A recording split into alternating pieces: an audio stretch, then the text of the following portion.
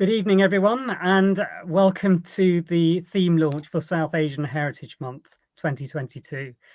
It's wonderful to see you all again, and it does feel like it was only yesterday when we were doing South Asian Heritage Month 2021.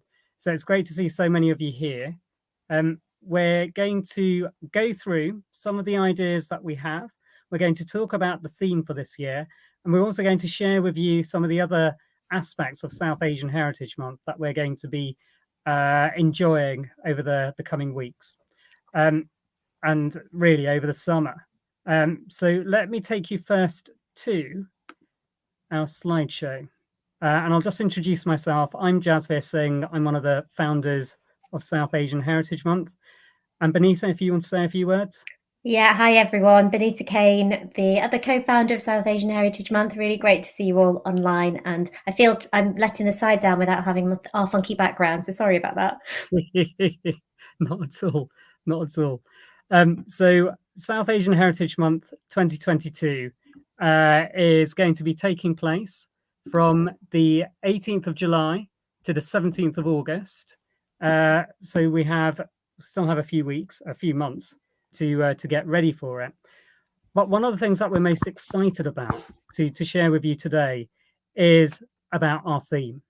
Now, there are a number of reasons why we've chosen this theme, and I'll go into those in detail in a moment. But for us, South Asian Heritage Month has been a journey for both myself and Benita, and for many others across the country. And it's about ensuring that we're in a position to celebrate our identity and heritage, commemorate important dates in history, and make sure that everyone leaves the month having learned at least one new thing, the education aspect and angle of South Asian Heritage Month. And this year will be the third time that we have marked South Asian Heritage Month in this manner. Our theme for this year, I'm glad to announce, is Journeys of Empire. Journeys of Empire encompasses so many different aspects of South Asian identity and British South Asian identity in particular. When it comes to where we currently are, most of us who are watching this today are in Britain. We have had those journeys of empire. We've been influenced by how empire has had an impact on our presence here in the UK, our identities, and also in the ways in which the diaspora communities are dispersed, not just in Britain, but so many other places around the world. It's important for us to remember that, but in particular, to remember that for this year for two very specific reasons. There are a number of anniversaries taking place this year, and those anniversaries include 75 years since the events of 1947, the events of 1947 being the independence of India, the creation of Pakistan, and the partition of Punjab and Bengal, and also the 50th anniversary of Ugandan Asians being expelled by Idi Amin in 1972. Those are important dates for us to remember, because those dates connect us not just with our past, with our history, but also with our futures. By ensuring that we remember those dates, we are ensuring that we're really engaging with our heritage and identity, but doing so in a way that's forward-looking whilst not forgetting the past. And that's why the theme of Journeys of Empire is such a pivotal one, because it can encompass so much. It can encompass the diaspora communities that exist in countries away from South Asia, such as the indentured labor that led to South Asians being found today in the Caribbean, in East Asia, as well as those that found themselves migrating to East Africa over time. There's also the fact that the Journeys of Empire talk about those journeys that were made by individuals, sadly, during partition. And as you can see there, the images that are being used, one is of a refugee train from 1947. The other image is of a plane arriving in the UK from Uganda. Again, Journeys of Empire, which have had an impact on not just the identities of people who made those journeys, but on the identities of so many people around the world as well. I'm going to hand over to Benita to just share a few words about what we're hoping to do this year and how you can get involved. Benita. Thank you, Jasper. So we've got a number of people who are going to speak to you about our plans over the course of the month. Who are going to be joining us this evening. So it won't just be myself and Jasper for the whole hour, and we'll have some really great people coming on shortly to talk to you. This year, we're going to do things slightly differently. So over the last couple of years, we've had everything that's been online. But with the opportunity to have more face-to-face events this year, we are planning some. So we will be talking to the Project SAHM team shortly, who's going to tell us about our sort of main face-to-face project for this year. And we are going to have an online calendar, but it's going to be very scaled back compared to previous 2 years. And we're going to have one major event every day. And we're already working with a number of partners to pull that together. And that's shaping up to be really exciting. So with my health background, for example, we're working with the NHS Race and Health Observatory to think about how Journeys of Empire have influenced aspects of health in the UK. But that program is going to be a lot more than that. There's going to be music, and we're going to talk about fashion. We're thinking about some historical events as well. So there's a lot in there, and we'll be really excited to announce that calendar in due course. Now, with regards to the theme, it's important to note that although we have a theme for this year, we don't want anyone who wants to get involved to feel restricted in just doing events around that theme. Really, this is just for people who want something to focus on. If you've got ideas and you want to get involved and do something around sports or entertainment or photography or arts, that's absolutely fine. It doesn't have to link back to the theme. If it does, that's also great. So we certainly don't want to stifle anyone's creativity, but the theme is there if you want to use that to shape your thinking. So we will talk about how you guys can get involved, but what we are going to ask for is for you to get your thinking caps on, think about what you want to do as individuals within your organizations, and we will be putting a bit of a call out later on, once you've had a chance to get your thoughts together and start planning. And what we are hoping to do is bring all of your events together in one place on our website. So if people are interested in, for example, what's going on in Manchester or what's going on in Birmingham, they might be able to access that through our website. That is a little bit dependent on us having the resources to do that. So we're still in discussions, but that is our goal. And I'm just going to be honest about the fact that we are still working on that. Jasper, what have I missed out? So nothing really, Benita, but I'm just going to add a couple of things if I may. Yeah. We're going to be having focus days this year. So one of the things that we've been told previously is that we haven't had as much of a focus on some of the smaller of the 8 countries that make up South Asia. And the 8 countries that make up South Asia are Afghanistan, Bangladesh, Pakistan, Bhutan, Nepal, India, Sri Lanka, and the Maldives. And as you can see here, we've managed to find an image that contains all 8 of those nation states. So what we're doing is, for every weekend during South Asian Heritage Month, one of those days will be allocated to one of the 8 countries. So, for example, there'll be a focus day on India, on Afghanistan, on Bangladesh, and so forth. And for our Afghan focus day, we have the assistance of Dr. Wahid Aryan, who is a leading doctor in Britain of Afghan heritage, who will be sharing his thoughts in particular, and poignant thoughts in respect of Afghanistan, but also talking about its rich heritage and identity over the centuries.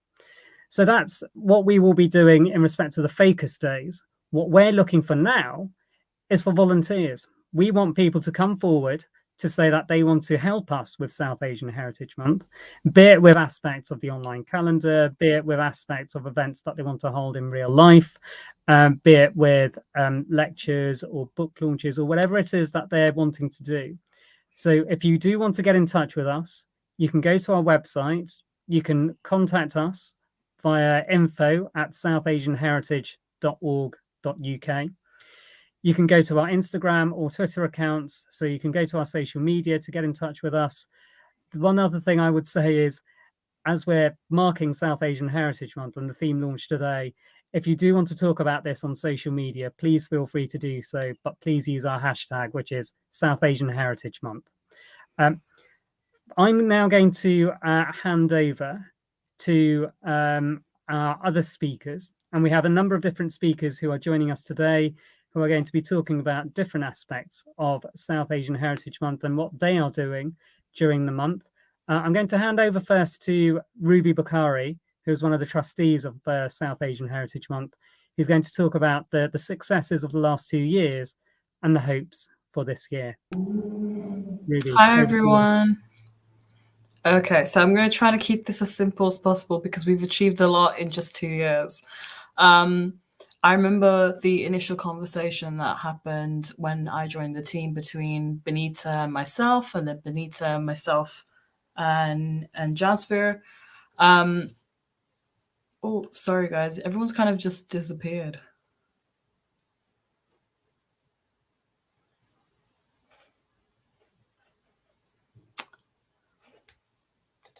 We're all here, Ruby. You've got the platform, so go ahead and speak. Okay, cool. So in the last 2 years, in the first year, we had no expectations of what was going to happen or what to expect. But it was so beautiful to see under the pandemic how the South Asian community came together and how online platform became a great space for the South Asian community to talk about any issues they have, to share their creativity and their passions, and to be able to talk about all these stories that we grew up with as well. In the first year, we had a very small collective of volunteers and team, but we managed to achieve some excellent statistics and some excellent engagements. I'm just going to share quickly with yourselves what that was. So by the end of the first year, we had a reach of over 30 million and impressions of 83 million. Those are huge numbers when you think about it, but it just goes to show how important it is for us to be talking about whatever we want to talk about under the South Asian umbrella. The topics varied, everything, as Benita said, from health to sports to arts, as well as some groundbreaking topics like colorism, and as well as including our LGBTQ siblings as well. For the second year, once again, we had some expectations of what we thought was going to happen, but within the first 7 days, we smashed our first year's record. By the end of the first 7 days, we had a reach of 46 million and 90 million impressions. Once again, huge statistics. And when you think about people, the amount of people it takes, the amount of enthusiasm, love, and passion that's come from the South Asian community to create those statistics, to create those numbers, it's absolutely wonderful. For this year, I think because COVID has become a bit, it's become a bit safer to engage in personal events. One of the things that we're looking forward to is the in-person events, and it's actually seeing the incredible events that different communities up and down the country can create, whether you're in Bradford or in London or in Birmingham. It's what wonderful ideas everyone has and how we can put them together. From the biggest difference between the first and the second year that I would definitely say is the amount of community engagement in terms of national and international level. So these are huge platforms that have recognized that we are a huge ethnic group, that discussions about South Asian heritage is important and are valid, whether that's on a university level or a school level, or even adverts that I've seen pop up in the last year with showcasing about South Asian Heritage Month. So this is the great work that we're all doing collectively. This is all, takes every single person from our community to come together to talk about these, to represent us and to celebrate us. And we only hope that by this year's event as well, we grow this and we manifest it to be a much bigger collective. Thanks, Ruby. That's fantastic. And all of our speakers are, as many of them as they can, are going to be staying until the end of this event. So you'll have a chance to ask us questions, and please feel free to put questions into the chat and the comments of whichever platform you're watching on. Thanks, Ruby. I'm now going to be asking, hang on, I'm now going to be bringing, who is it? One of the other speakers, who is Natasha, to just share her thoughts on what is being done for South Asian Heritage Month when it comes to the literary side of things. Natasha Janejo is another trustee of South Asian Heritage Month. Natasha, over to you. Hi, everyone. I hope you're all safe and well. Thank you for joining us this evening.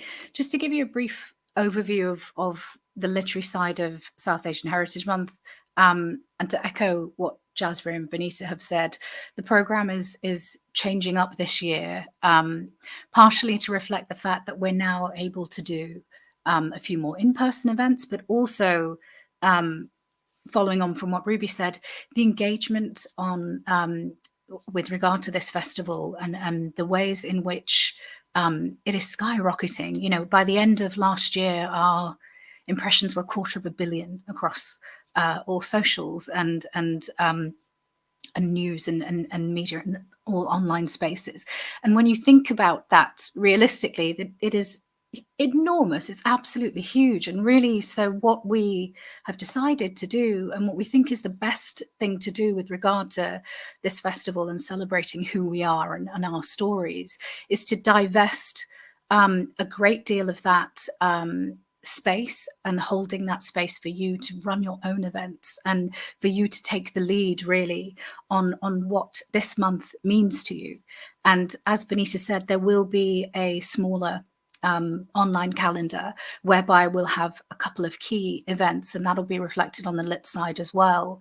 But you know, last year and the year before we had 100+ events that the SAHM team was running, and really the key here is that we want you to be holding your own events. If you're a council, if you're a library, if you are a school, if you are a family, we want you to celebrate this in the way that shows us and shows you really what it means to you. This is Journeys of Empire. This could not be more personal, and particularly when it comes to the lit side of things, all of this is rooted in story. It is rooted in family. It is rooted in experience. It is rooted in storytelling. And that is deeply, deeply personal to you. I'm just going to pop my goggles on for a second. So in terms of our the lit side and the official side of what we're getting ready for you. So we will have an event focused on Kashmir on the 19th of July, and on the 26th of July, we will be running an event that's about the 50th anniversary of Idi Amin's expulsion of South Asian migrants of Uganda. And then we'll have a poetry event on the 2nd of August. And on the 9th of August, we'll have an event with Satnam Sangera, which is very appropriate, I think, for this theme, particularly this year. If you know anything about his book Empire Land, that has been one of the most seminal works in recent times about Britain's complicated past and the legacy of empire and how it has reverberated through time and how it affects all of us today and how it contributes to modern Britain. We're also holding an event on the 15th of August, which is about oral history and objects, and it's called Fragments of Partition. And on the 16th of August, there will be a lit event commemorating the 75th anniversary of Partition. So with those sort of key events, they will be in partnership with major publishers, with faces that you know, with people that you've heard of, and people that will be talking about this personal side of story and the things that we may or may not have learnt about before and why they matter. And what we want to hear from you is what you're doing in your community, what you're doing in your family. If you are a library, if you're a school and you want me to come and talk to you, and we can talk about what events you could put together and how you'd like to engage with this month on the lit side, email me, natasha@southasianheritage.org.uk. I'd be happy to come and talk to you. If you would like to look at last year's book list, I can send that to you as well. This year's book list will be created in partnership with the Jalak Prize, which is focused on South Asian and BIPOC literature. And it's going to be an exciting, incredible list. There's been some amazing, amazing work out in the last year that we can't wait to share with you. So lots and lots of great things coming up, but so many things for you to do as well and for you to share with us. Thanks, Natasha. That's really useful. And it's fantastic to hear about everything that's going to be happening from the lit side of things. It's very exciting. And I'm grateful, as everyone from the South Asian Heritage Month team, to all the hard work that you're going to be putting in. So fantastic. Thank you. Next, we're going to be hearing from Lax Man, who is going to be who is another trustee of South Asian Heritage Month, and he's going to be sharing with us the work that we have done with the LGBTQ plus communities over the past. Lax, over to you. Thanks, Jasper, and hello, everyone. Glad you can join us today. So I'm just going to give a quick run through on the last 2 years of the LGBTQ plus events that have been part of SAHM. And as somebody who is an openly gay man, I'm the founder of Gaysians, it's really important that it's been part of SAHM from the beginning. We've had 2 years of packed events. And I guess if I was to summarize it into 3 key objectives, it's pretty much about celebrating brown queer identities. It's also about educating communities about South Asian LGBTQ plus narratives.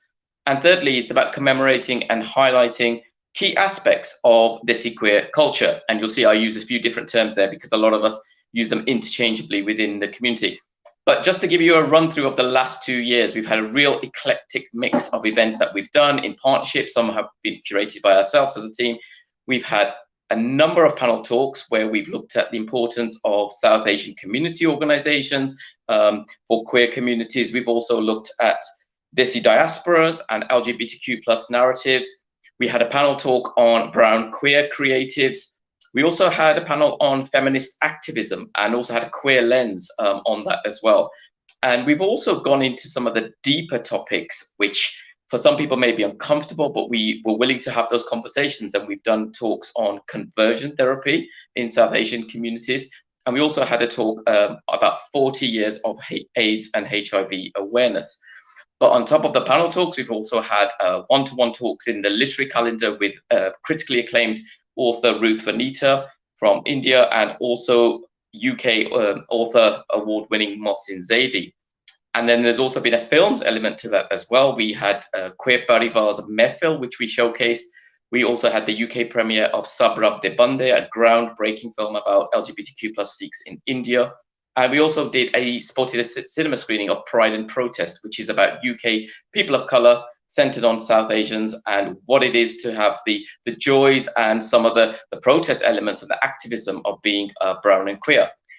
We've also done workshops. So we worked with Open Minds to do student workshops for LGBTQ plus students of Punjabi and South Asian heritage. And we have worked with a plethora of the community organizations. So we've worked with the infamous Club Kali, British Asian LGBTI, GIN, the Gay Indian Network, Sarbat, LGBT plus Sikhs, Open Minds Punjabi Group, Gay Laxi, Lotus Visual Productions, Nazamat Foundation, and the Ozan Foundation. So there's lots, and there's some of that I just didn't have time to mention. But just to leave you with this, you've seen the theme, Journeys of Empire, and for 2022, we'd like you to get involved with your events, either in the theme or outside of that theme, but it really is open to you to come up with your ideas and to just get in touch with us. Thanks, Lax. And I do hope that people will come forward to ensure that we continue having the rich and diverse LGBTQ plus content that we've managed to have today. Lax, thank you so much.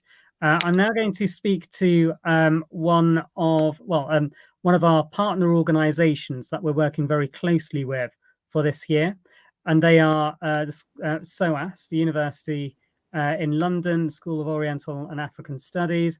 And we're really privileged to be joined today by Farzana Qureshi and Dr. Sanjukta Ghosh, who want to talk to you about a landmark and milestone event that's going to be held this summer. Farzana and Sanjukta, over to you. Hello, lovely to be here. Thank you very much. Sanjukta, shall I let you start? Oh, I was going to let you start first. So go ahead. I can start. So it's an absolute privilege to be working with South Asian Heritage Month. I'm an arts humanities librarian. I'm based at SOAS Library. And we're really looking forward to hosting what should be a very exciting South Asian festival at SOAS. And it's going to be a joint collaboration with our academics and researchers and internal and external organisations. So we're hoping to partner up with South Asian Heritage Month. We're hoping to host it during the month of August at the beginning. And Jasveer and Sanjukta and I have been brainstorming some concepts and ideas that we could put together, which will be about a 2.5-day event. So it'll kick off on a Friday afternoon and finish on a Sunday afternoon. And we are very keen to make sure that we represent, as Jasveer was saying earlier, all 8 regions of South Asia. We don't want this to be a very India or Pakistan focus. You know, we're very keen to be talking about other diasporic groups and, you know, covering Afghanistan, Nepal, Sri Lanka, the Maldives, and the Nicobar Andaman Islands. But, you know, we hope it's going to be a mix of literary lead to it, you know, music, history, literature, also touching, as Jasveer and others have been saying, you know, uncomfortable subjects. Nothing should be hidden. I probably will say more, but I'm going to let Sanjukta to step in as well. Thank you, Farzana, for a nice introduction. I am absolutely delighted that you know, we are joining hands with South Asia Heritage Month. The university has had lots of public events, and you know, we open the unconventional spaces in the university. This is one of the things we really want to achieve through this festival, is not only look at marginal communities, look at a lot of hidden history, in the sense that things that are really not spoken of. So there could be lots of areas of arts and literary works that can be explored through this festival. So that's, I mean, I would ask, you know, I would request everyone to have a look at South Asia Institute's pages, events pages, which are really full of ideas for book launches, for cultural activities, for performances, a wide variety of things that we do. We want to expand the remit to cover lots of ideas that we are exploring here, which is, you know, about dispersed communities, dispersed migrants, the story of refugees, of displacements, of settlements, of rehabilitation, and how the life of the diaspora community has changed. So we really want to pick on these kinds of transformations as well. And it could be through different mediums. So, you know, that's the plethora of events that we're going to host. I think that's more or less it. And do visit our pages to look at it. Thank you. Farzana and Sanjukta, again, this is such an exciting element of South Asian Heritage Month this year. Having the in-person festival with SOAS is going to be an amazing achievement, and I simply can't wait until the particular weekend. And the weekend is the 5th, 6th and 7th of August, isn't it? Correct, yeah. Fantastic. Looking forward to it. Thanks again for joining us. Thank you. Thank you. I'm now going to be asking Sadia Gardezi from Project Dastan to talk about the work that Project Dastan is doing this summer, as well as explaining the partnership that Project Dastan has with South Asian Heritage Month for this year. Sadia, over to you. Hi, everyone. So I just wanted to share with you Child of Empire, which is a VR film that we've been making for the past 3 years. I'm trying to get a visual up, so if you just bear with me for a second, so I can just locate the file. Yeah.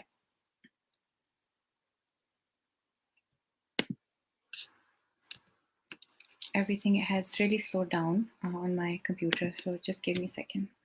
Not at all, Sadia. But whilst you're doing that, I'll just talk about some of the work that Project Dastan has been doing, which is focusing on partition of India and Pakistan in particular, and looking at trying to revisit the heritages and the identities of various places across the borders, so that people who left one part of what was then British India to travel to another, would then be able to reconnect with their villages, their towns of origin across the border.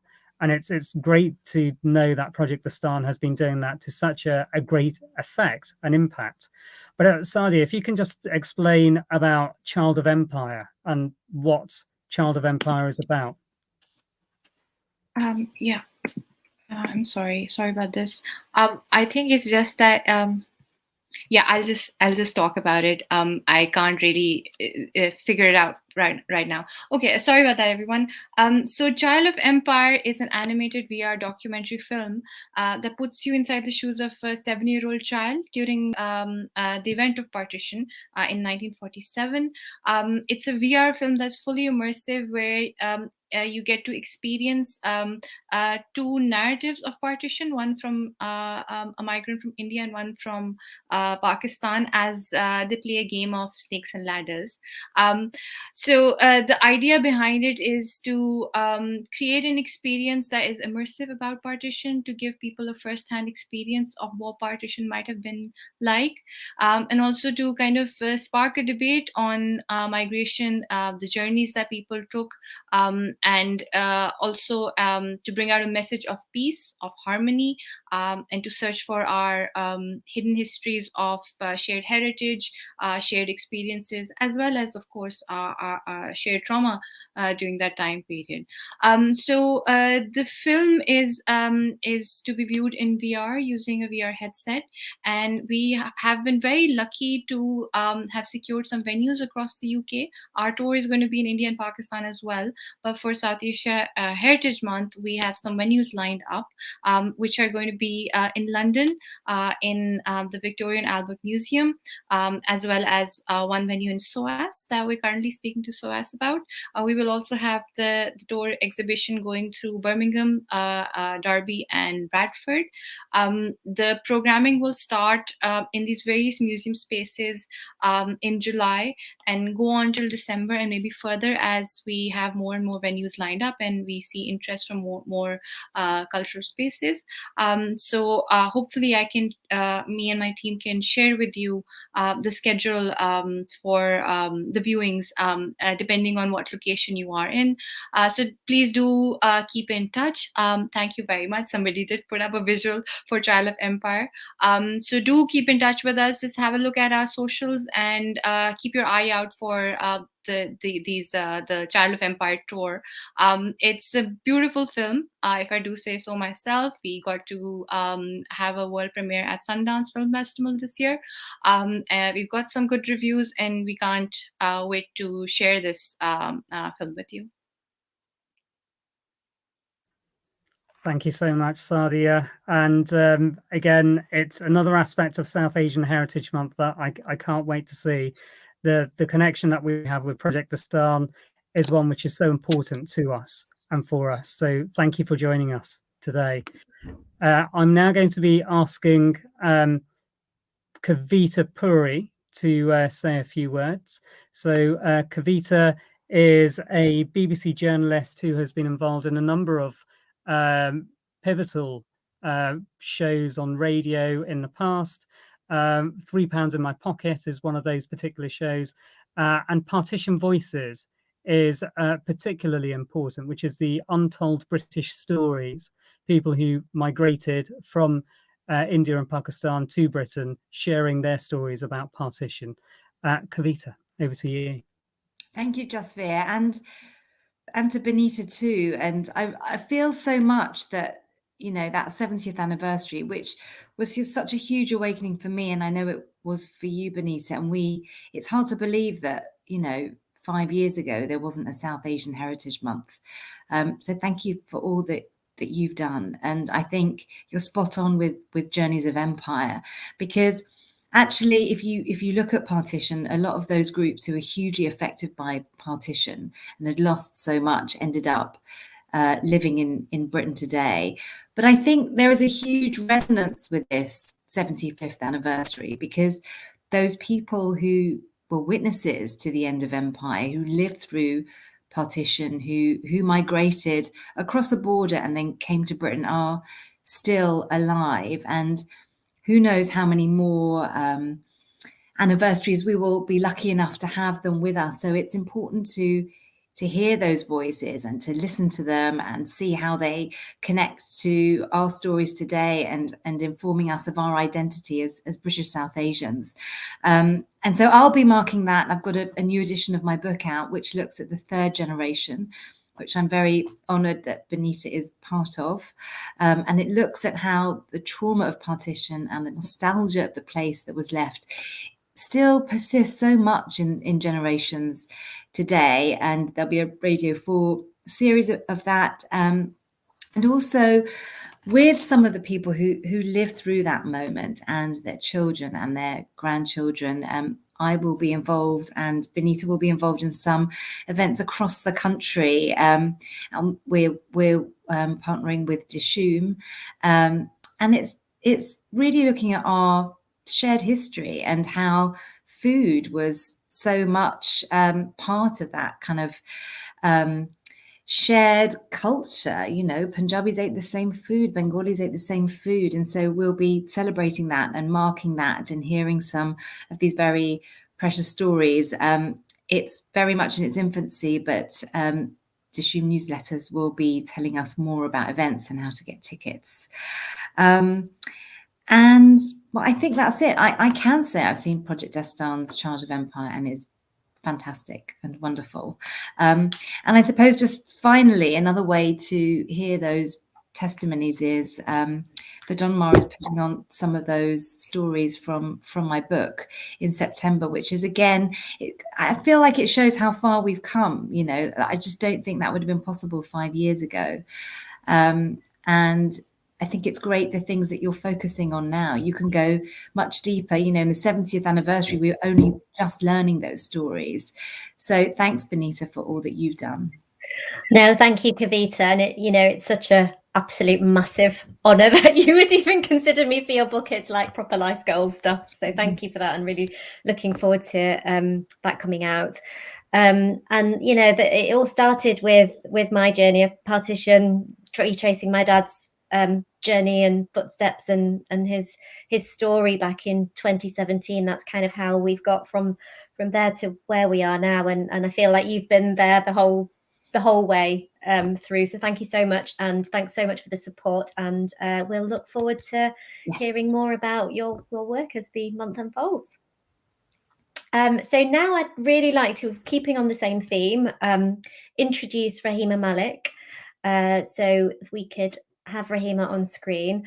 One of the things that I was very passionate about when I started on this journey was about our younger generation and making sure that children are in touch with their roots. And as the generation that went through the journeys of empire are no longer with us, that their stories are told. So I'd like to introduce Rahima. I don't know if you've got a camera, Rahima, or if it's not working. We can't see you, but I can hopefully hear you. I think you have to take me out of backstage. Oh, you are off backstage now. You're on the main live stream. I don't know if I'm still paused. Okay, there you go. I think that should be working now. We can't see you, which is a real shame. But if you'd like to introduce yourself, we'll take it from there. Okay, fantastic. My camera and mic is on, but hello everyone. It's wonderful to see so many people on the live stream. So that's such a fantastic thing to see. My name is Rahima and I'm a maths teacher, but I'm also a middle leader in a school in the southwest of England.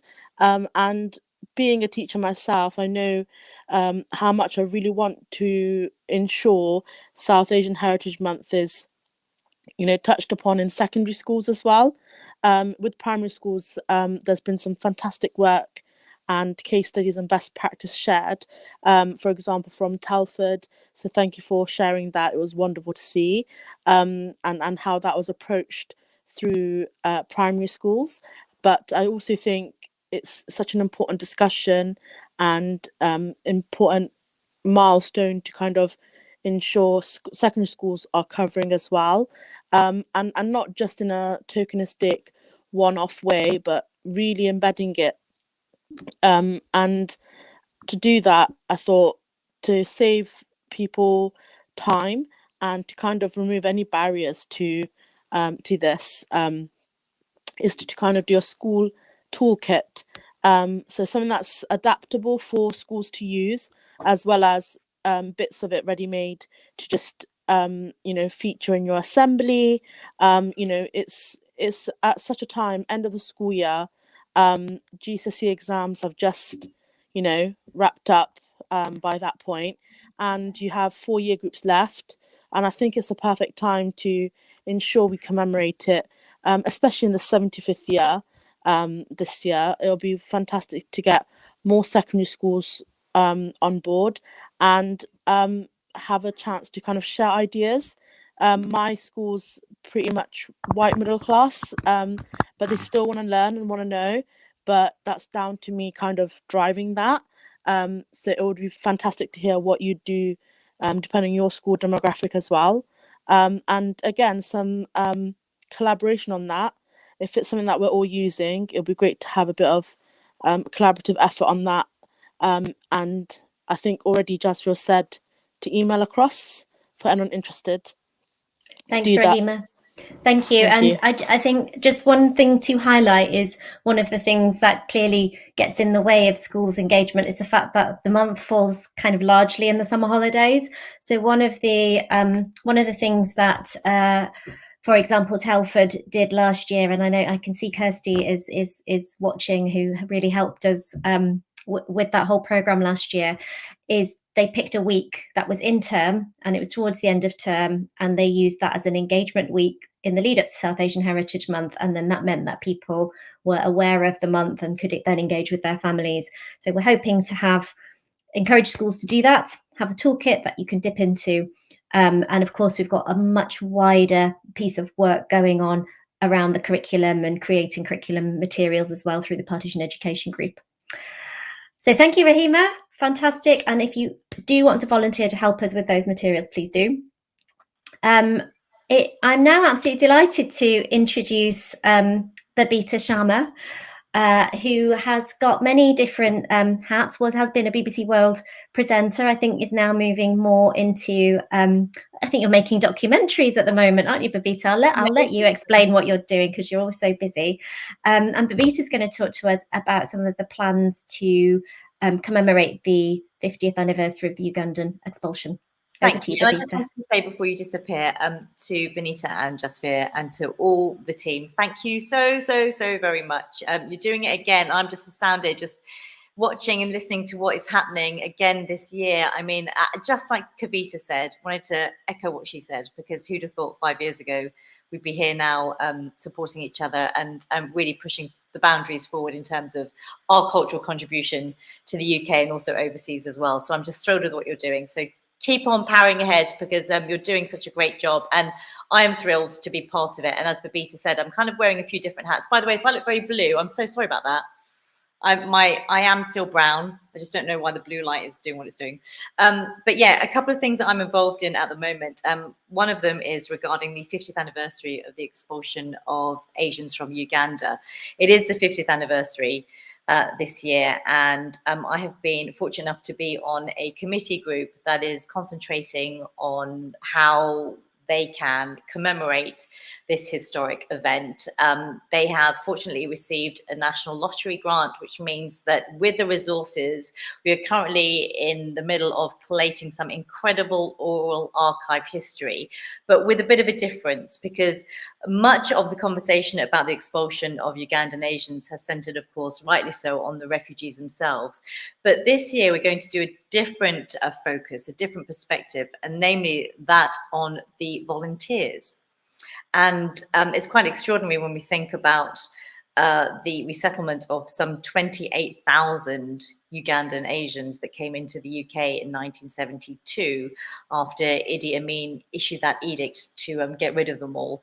And they ended up in the UK, and what then happened was a resettlement board was organised, and there was lots of volunteer groups, 63 different groups up and down the country, who basically all prepared within 6 weeks to receive over 28,000 people. And I just want us to kind of pause and take those figures into account, because when we think about what's happening in Ukraine at the moment, the fact that they were able to mobilize themselves so quickly within 6 weeks and open their arms out to a community was pretty extraordinary. So what we're going to be doing is focusing on the volunteers' contribution. How did they feel? What motivated them to help? And what was the climate like back then in 1972 when they were doing this voluntary work? Of course, many of them white British people from working class backgrounds. And the team have been to Straddles Hall in Suffolk, in Wales, and Heathville in Devon, all the places where these huge resettlement camps have been. And the idea is to collate as much information as we can that will go down in the National Archives. So there is an event marking that on the 17th of September with the National Archives team. And then also there will be an event on the 18th of September, which marks the anniversary of the first plane that landed in the UK, one of those volunteer groups led by the Ugandan Resettlement Board, the British Ugandan Resettlement Board. So that will culminate in a big event later on this year. But of course, there's lots of different things happening with different communities from now right up until that anniversary in September. And I'm working currently on a production of monologues, which is basically dramatizing some of those voices from the oral archives that we've got and putting them into short films and creating a testimony that can basically be part of a traveling workshop for schools and museums to access that content. So please do look out for the British Ugandan at Asian, BUA at 50, sorry, I should say. I hope I've got that social media handle correct, but I'm sure the team at the South Asian Heritage Trust can share that as well. But there's more information about what we're all up to. And yeah, please do get in touch about how we might be able to facilitate any conversations or any contributions that you'd all like to make. And hello, Jasvir. Hi, Babita. Thanks so much for that. It's great to hear everything that you're doing this year. I don't know where you find the time, to be honest. But I don't know but we do. Exactly. It's worthwhile, though. I think the big thing is just to get the spotlight on a lot of these marginalized voices, and I think that's what's motivates us all to do what we do, like you all do. So yeah. Fantastic. Well, I'm just adding everyone back on screen so that we can go through some of the questions and comments that people have made. So if anyone wants to respond to those, they can. We've had lots of comments about the theme and also about exactly how excited people are to hear it. So this is Angela saying, great theme, looking forward to seeing the different ways people approach it. We've had Naman Azmi saying, great to have the launch of South Asian Heritage Month. We've had Sugi Gobi saying, good evening, good theme. And we've also had Cycle for Reading saying, thank you for highlighting the reach of South Asian Heritage Month. Now, as part of that, Cycle for Reading has asked, can we bring the dialogue about Child of Empire who are of South Asian origin but have come through Africa or the Caribbean? So I think they're talking about those dispersed diasporas, the phraseology that Sanjukta and Farzana was using. Sanjukta, Farzana, would you like to say anything about that particular work and how you're thinking of incorporating that in the South Asian Heritage Month Festival at SOAS?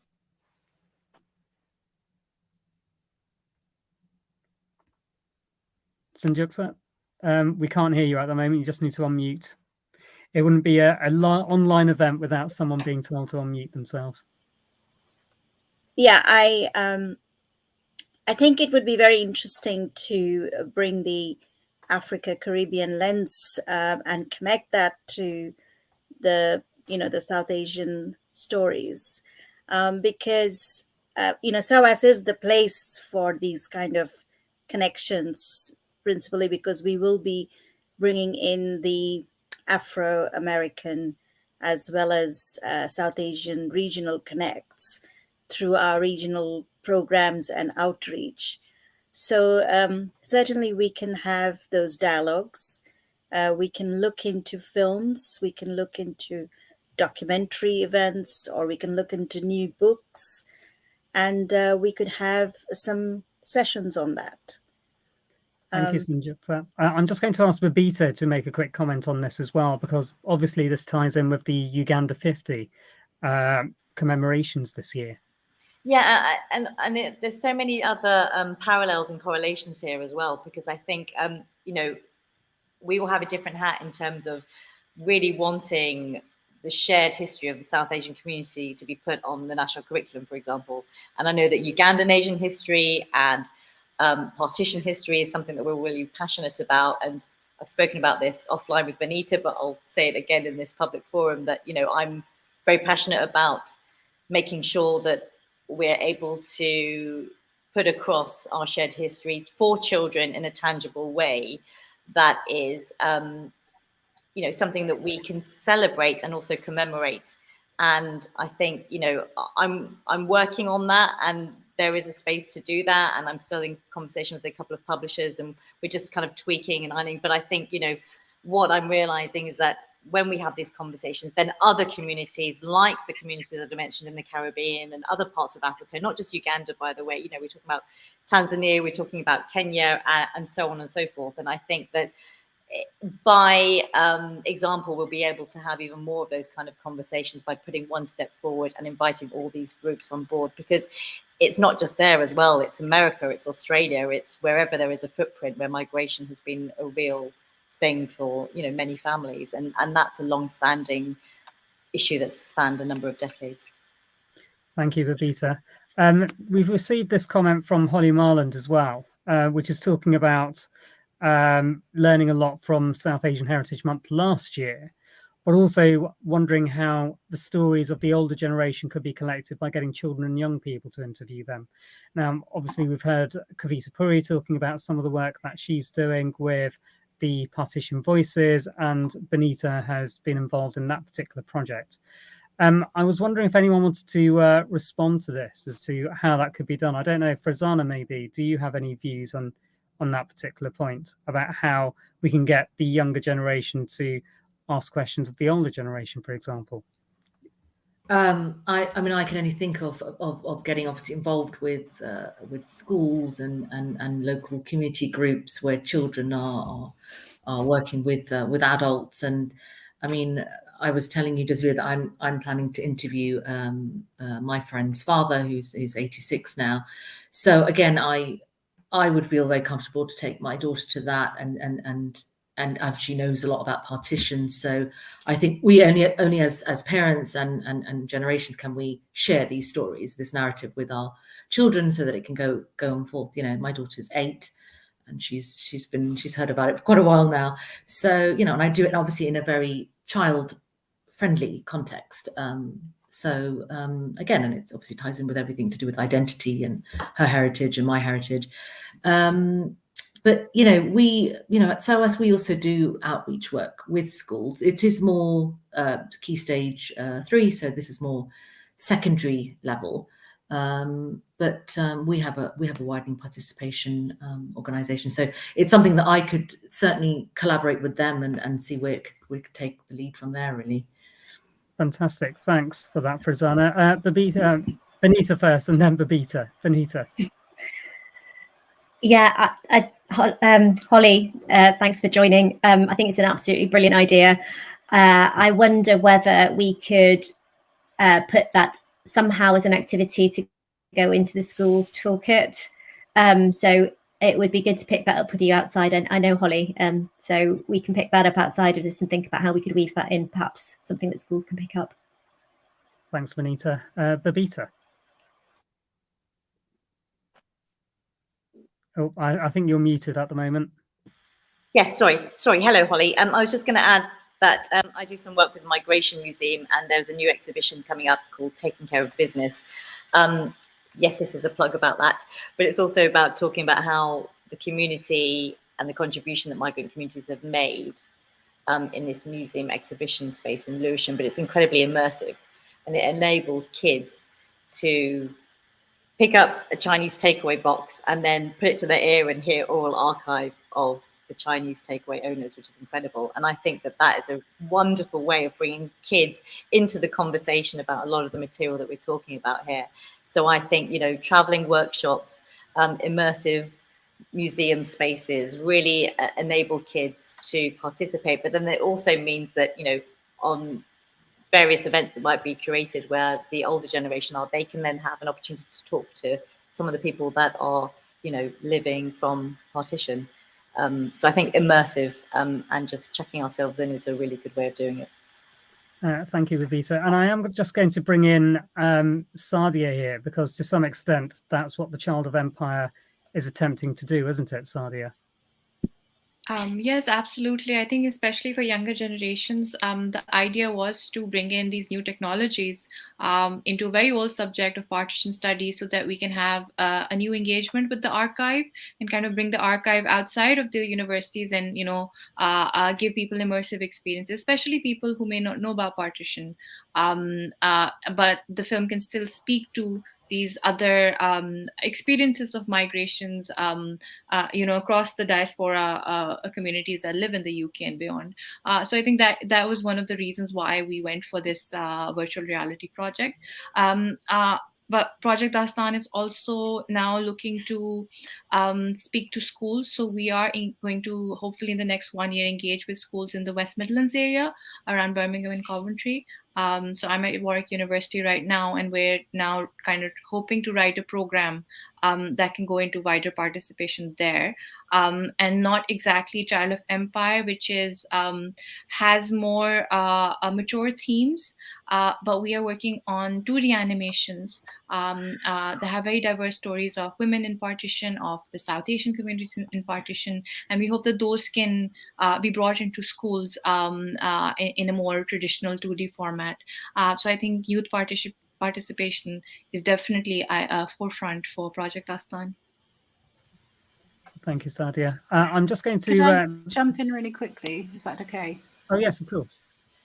I just wanted to say that I think engaging children into this conversation is incredibly important. Often a great deal of these stories have been folded into silence within family, because the generation that experienced them, there's so much trauma there. And often when you are moving to a new country and you've had to remake your home maybe once, maybe twice over, you do lock away what has happened to you. And sometimes the permission to be able to talk about it and to be allowed to talk about it, sometimes the strongest way that can be accessed is through family. It's through the love and security of family. So I think asking our children and the little ones in our families to start that dialogue is a very, very beautiful, very powerful thing. And as everybody was talking, I think it's an incredible idea to have that audio format, whether it's a podcast or an interactive exhibition, and the way that we can ensure that we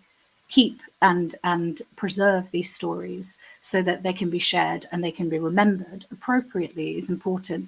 But also to remember here is this is generations upon generations of silence and secrecy. And so if that's difficult for you to do, we still encourage you to have these conversations. But if you feel more comfortable sharing them in a way that is still tangible but isn't committing to a podcast or writing an essay about it, we encourage people every year to share photographs, to share memories, to share posts on social media through Our Stories Matter, which is a hashtag that we use as well. Whether it's an object that you talk about, just start that conversation, talk to your family, and then and tell us about it. It doesn't have to be a huge commitment from you if that's not something you're comfortable with. I'm just going to very quickly put up some very short ones, and this will be just short questions and answers. Dan Orlock has asked, will there be a visual art exhibition happening? Sanjukta, do you want to quickly answer this? And I'll ask Ruby to respond as well. Yes, definitely. There is a plan to bring in visual artists, principally because this is an area that will see lots of engagement from artists who are, not necessarily able to display in galleries. And it's not just about fine arts, but visual arts in its broadest sense. So that's something we are going to tease out. And we are hoping to, develop spaces for pop-up exhibitions as well. And also digital footprints of visual arts is something that we will have as well. Thank you, Sanjukta. And Ruby, very briefly on the visual art exhibition, is this something that is being explored within South Asian Heritage Month? You're muted at the moment, I believe. Yep, absolutely. Sorry I keep disappearing. I think the pink hair is just throwing off the background. But it is definitely something that we are exploring. And last year we actually had an exhibition in Peckham, which did incredibly well. And some of the most prominent names in the art field of South Asian artists showcased an exhibition, and there were so many South Asian folks as well as other people from different communities showing up to that event. So it's definitely something that we are exploring, and hopefully we'll have some more announcements coming up. Thanks. I'm just going to quickly put up this suggestion here of an event, which is a theme we're looking to really champion in Wolverhampton, is the power of names, encouraging staff to go by their full name, including adding phonetic spelling into email signatures. I remember with my own family, for example, when they were working in factories, up until now, really, many of the older generation would have anglicised names, because even a 2-syllable name would be considered to be too complicated for anyone to actually understand. So they'd make it into a 1-syllable nickname, which many people still go by. But this is about embracing our identity and heritage and being proud of who we are. That's what South Asian Heritage Month is about.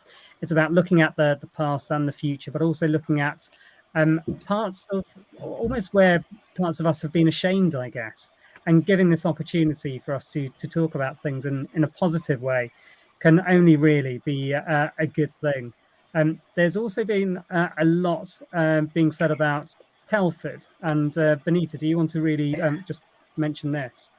Yeah, absolute. Shout out to Kirsty and the team from Telford, who did an amazing job last year, and we're hoping to build on their work that they did with schools and in the council for this year. So, and then the partnership with Wolverhampton growing is brilliant. So I love the idea of the names, championing the project around names. I wonder if that's something we can build into this year and try and get all organisations and people working across, lots of different places to do it. So will you get in touch with us? Get in touch with me to talk about that. Really like that as an idea. We have so many comments coming in. We're going to be bringing this to a close in the next couple of minutes, but obviously there's a lot that people want to talk about. And one of the beauties about South Asian Heritage Month is the fact that we are the owners of our own narratives. We can talk about what we want to talk about, how we feel we want to talk about it. So if that is, for example, talking about the impact and stories from Uganda, other places in Africa, South Asians assimilating into the USA, into Latino and Black communities. Again, those are controversial topics, one could argue, and not everyone will agree that there is that assimilation taking place.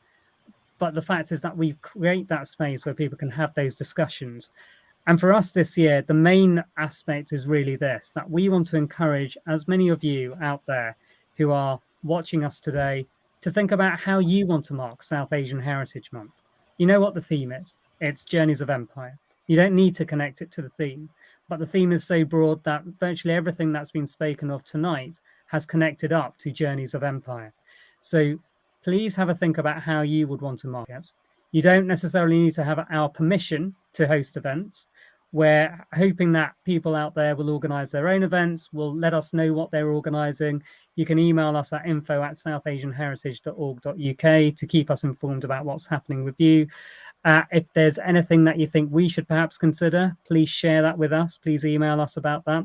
If there's anything that you think you can help us with, if you want to volunteer, if you want to be helping out at the SOAS South Asian Heritage Month Festival in August, if there are aspects that you think, well, actually, we can bring Project Lastan to our city or neighbourhood, if there's work that Babita is doing or Kavita is doing that you think, actually, it would be good to link them up with Partition Voices or Uganda 50, again, this is our opportunity to work together, to work cohesively, and to ensure that we can make South Asian Heritage Month 2022 a huge success.